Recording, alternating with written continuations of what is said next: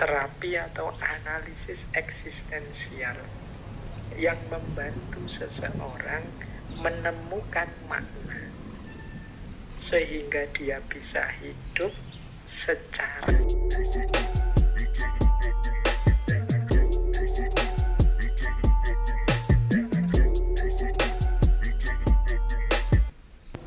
Assalamualaikum warahmatullahi wabarakatuh.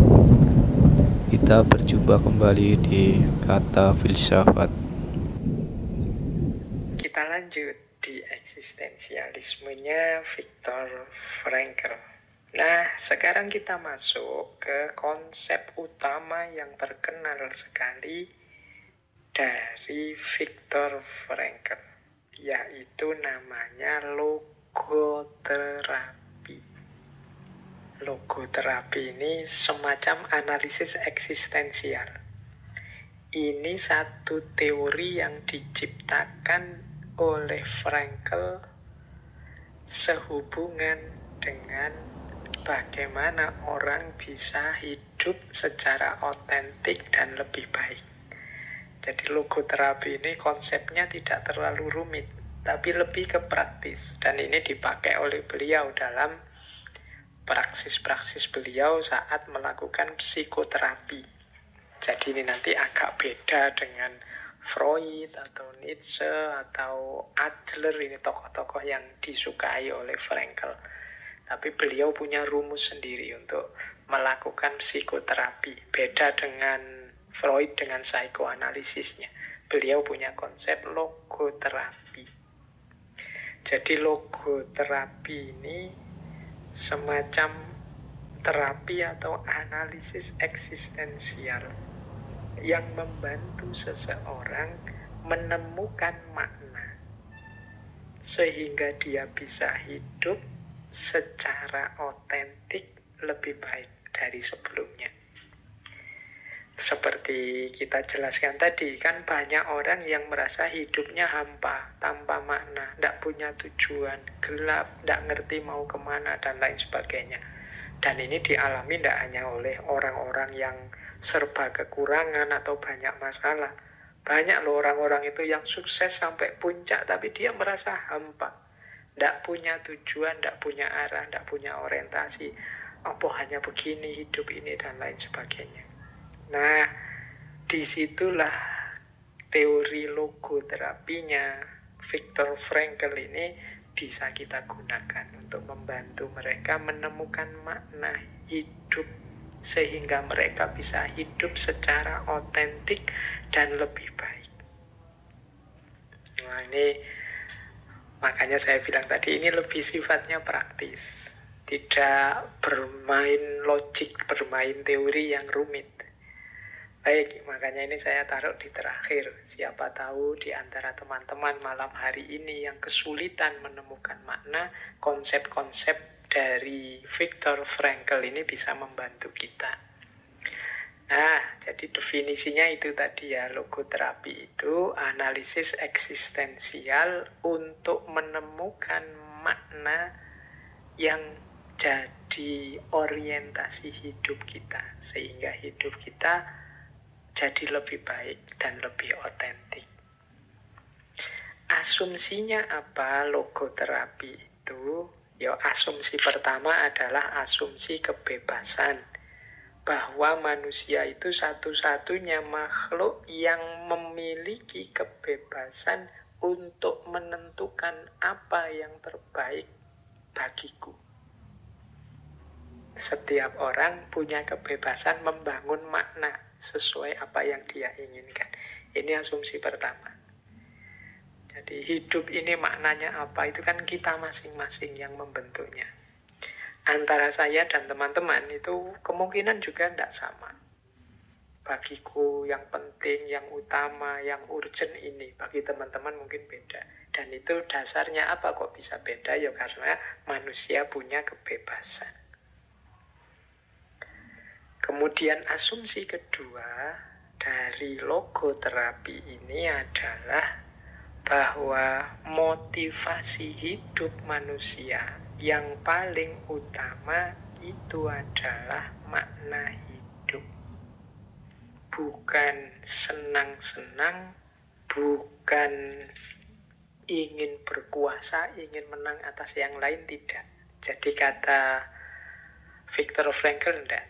Manusia itu justru pendorong utamanya untuk hidup, motivasi utamanya untuk bersemangat tetap hidup itu makna.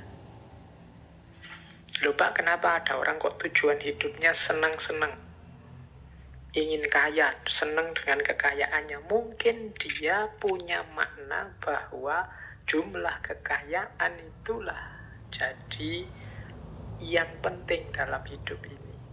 Jadi kuncinya tetap ada pada makna. Sementara orang lain menganggap justru harta itu menghalangi kebahagiaan, kesenangannya, karena dia harus menjaganya, harus repot mengejarnya, dan lain sebagainya. Jadi kuncinya ada pada makna. Kok tidak kekuasaan, Pak? Misalnya seperti Nietzsche, menang atas yang lain, punya power unggul atas yang lain. Nah itu kan karena orang memaknai power itu, keunggulan itu sebagai sesuatu yang penting dalam hidupnya. Sehingga dia berusaha menuju ke sana, mengejar kekuasaan itu. Itu kan lagi-lagi makna. Sementara bagi orang lain, yang penting itu bukan kekuasaan, tapi kenyamanan hidup. Maka dia mengejar kenyamanan itu. Mungkin bagi yang lain, yang penting bukan itu, tapi ridhonya Tuhan, misalnya para sufi. Nah itu dia ke sana mengejarnya. Jadi kuncinya hidup ini, yang menggerakkan orang, yang memotivasi orang untuk tetap bersemangat hidup, itu makna-makna hidup yang diyakininya. Jadi asumsi kedua, perjuangan menemukan makna hidup adalah motivasi utama bagi seseorang. Nah, jadi kuncinya ternyata makna. Lah terus tujuannya apa logoterapi ini? Logoterapi ini berusaha membangkitkan kemauan untuk bermakna dalam diri setiap orang.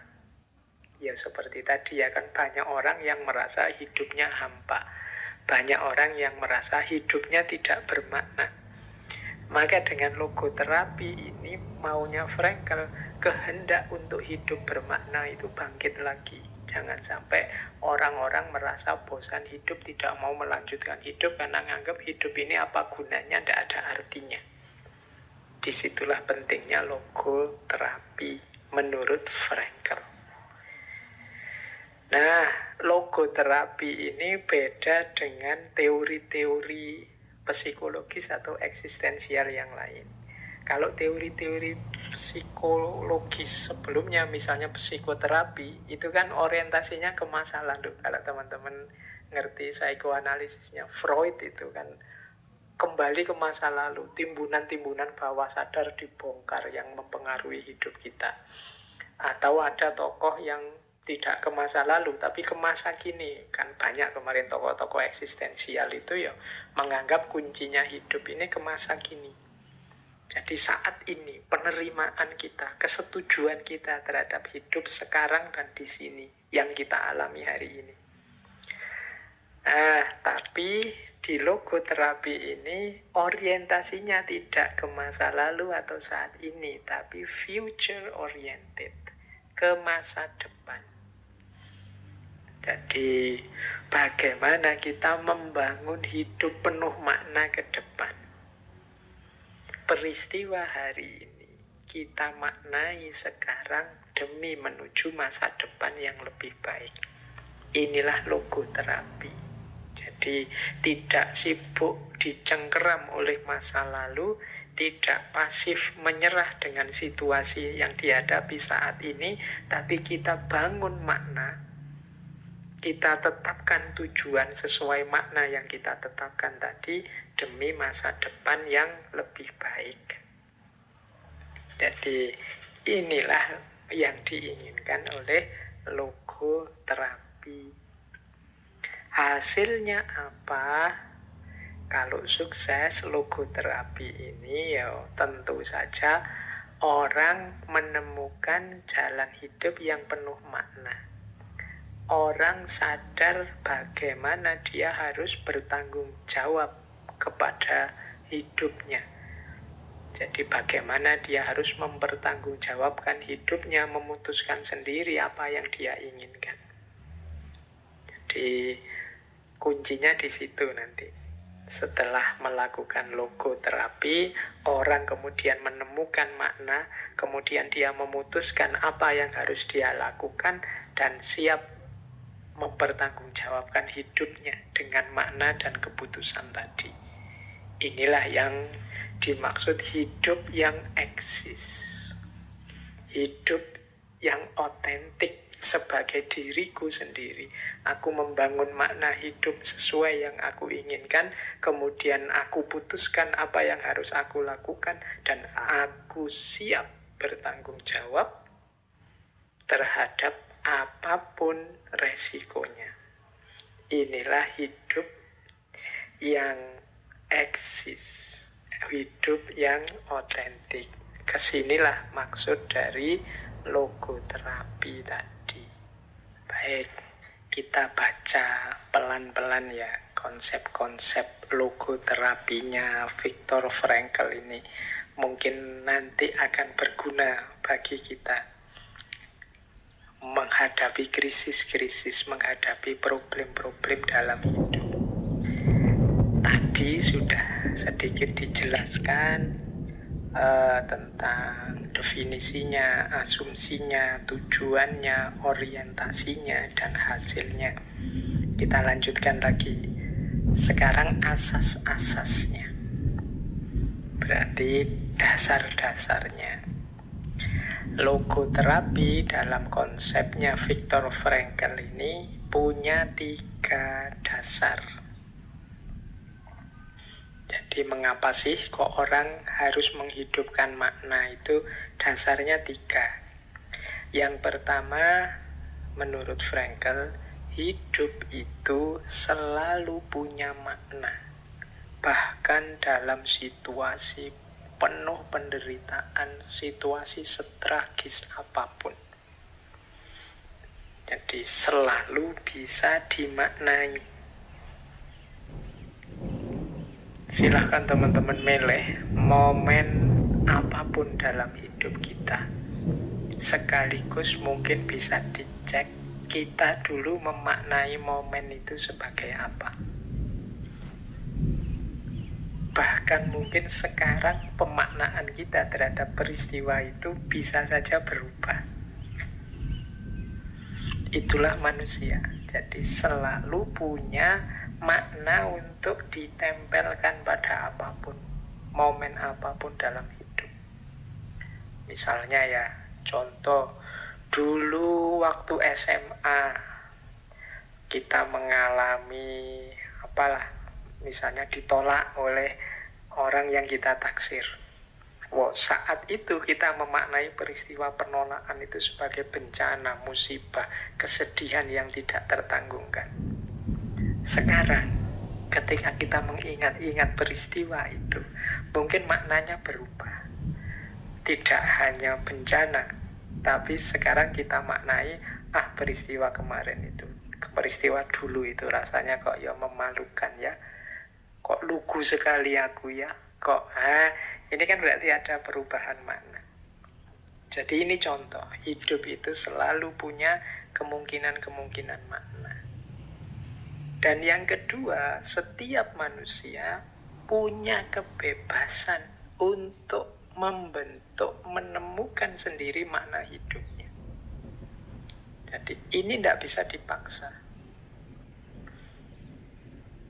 Jadi setiap orang itu mungkin ada yang sadar, ada yang tidak. Sebenarnya sudah punya makna sendiri-sendiri terhadap hidupnya.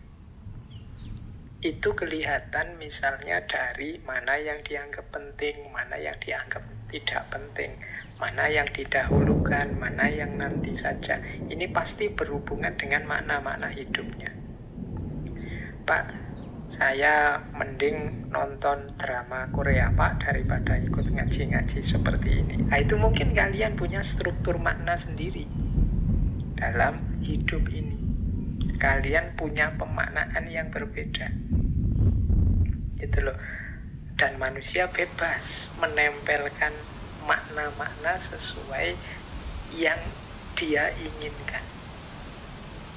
Kemarin ya, waktu yang rame itu kemarin kontroversi, misalnya waktu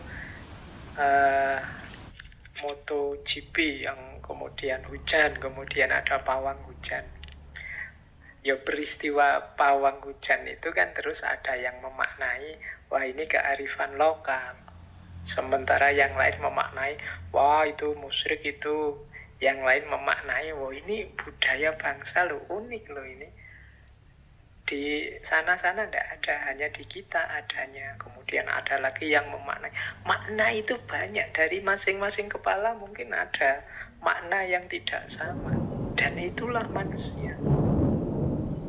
Dan kita galau karena itu.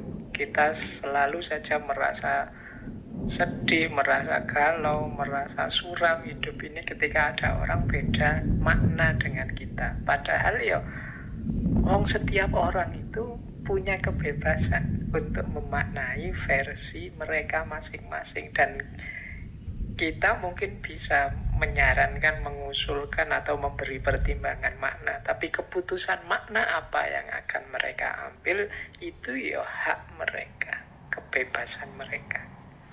Jadi inilah salah satu contoh untuk menggambarkan asas logoterapi yang kedua, bahwa ya setiap manusia itu punya kebebasan untuk membentuk, membangun makna hidupnya sendiri. Yang ketiga, setiap manusia punya kemampuan untuk mengambil sikap atas penderitaan atau peristiwa tragis yang tidak dapat dielakkan. Bila kita tidak bisa merubah keadaan, kita bisa merubah sikap atas keadaan itu. Jadi ini diantara keistimewaannya manusia. Penderitaan tinggal penderitaan, peristiwa tragis ya peristiwa yang tidak bisa kita elakkan. Yang bisa kita atur apa? Yang bebas kita ekspresikan apa? Sikap kita terhadap penderitaan atau peristiwa tragis itu. Peristiwanya ya mungkin kita tidak bisa mengubahnya, ya sudah terlanjur terjadi, mau gimana lagi. Faktanya begitu. Menyakitkan memang, menyedihkan memang, dan lain sebagainya. Tapi sikap kita terhadap peristiwa yang menyakitkan atau peristiwa yang menyedihkan tadi kan sepenuhnya tergantung kita. Kita mau berputus asa, nangis-nangis tiada henti, atau kita mau tetap tegar, menganggapnya sebagai tantangan, segera bangkit dan mencari jalan keluar, atau apa? Sepenuhnya terserah kita. Atau kita beri jatah, kamu boleh sedih wahai diriku 3 hari saja ya, atau seminggu saja ya, setelah itu ayo bangkit. Atau kamu jangan sedih ya jiwaku, ini hidup ini masih panjang, tantangan masih berat, jadi ayo segera bangkit lagi. Atau kita ngambil sikap, ya sedihlah, nikmatilah kesedihan itu sepuasmu. Nah itu kan tergantung kita. Jadi setiap orang punya kebebasan mengambil sikap atas peristiwa-peristiwa tragis dalam hidupnya. Ini yang dilihat antara lain oleh Frankl di kamp-kamp konsentrasi.